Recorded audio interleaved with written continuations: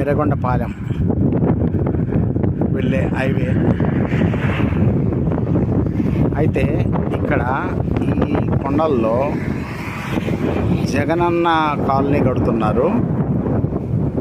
ఈ జగనన్న కాలనీ ఈ కొండల్లో పేదలు ఎలా నివసిస్తారు, ఈ కొండల్లో వీళ్ళకు ఉండటానికి సౌకర్యంగా ఏముంది, నీళ్ళ వసతి కానీ, తర్వాత వీళ్ళకు ఏదన్నా కూరగాయలు ఎలా తెచ్చుకుంటారు, ఈ కొండల్లో పేదలకు ఇల్లు కట్టిస్తే, జగనన్న కాలనీ కట్టిస్తే ఎలా జీవిస్తారు. దగ్గర దగ్గర ఇక్కడ నుండి 2 కిలోమీటర్లు ఉంటుంది ఈ ఎర్రగొండపాలెం.